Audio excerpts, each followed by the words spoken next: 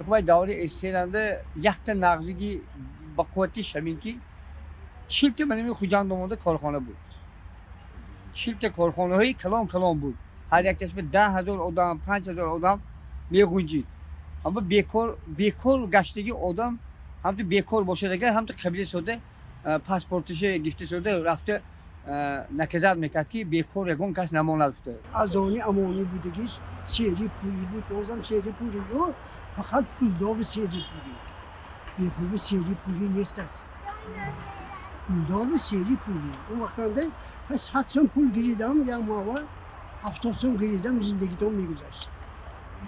البته هر یک دوره جهت‌های مثبت و منفی هر خودش را دارد. در اون زمان البته شما همه اکثریت باخبرند که تحصیل بیپول بود، طبابت بیپول بود، غمخوری دولت همه جانبه بود، خصوصا برای یتیمان، بی‌پرستاران، شخصان معیوب. البته حاضر هم در زمان استقلالیت ما جهت‌های مثبت استقلالیت را احساس میکنیم، ولی ما امیدوار هستیم که باز زندگی ما بهتر میشود. پیش از همه زبان شوروی با یک خصوصیتش من در یاد نگاه می‌دارم، انا بهاگذاری میکنم، ارج میگذارم که انسان قدر و قیمت داشت.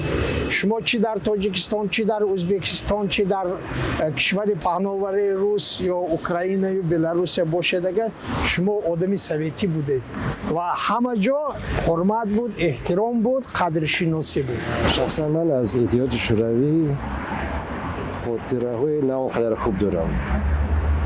کمبودی‌های خیلی زیاد بود. مثلا آزادی سخن نبود، آزادی دین نبود.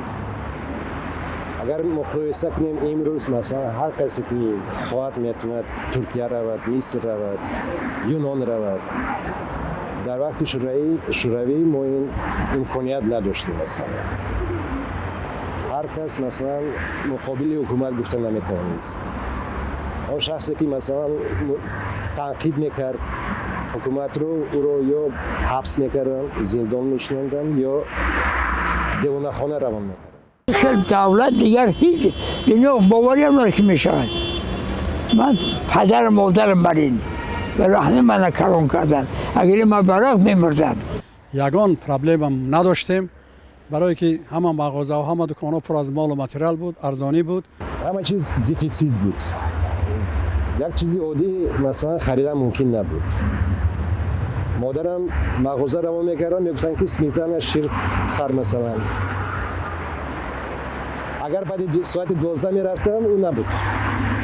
امروز چیزی که خواهد پیدا است. SSR کلی چیز برای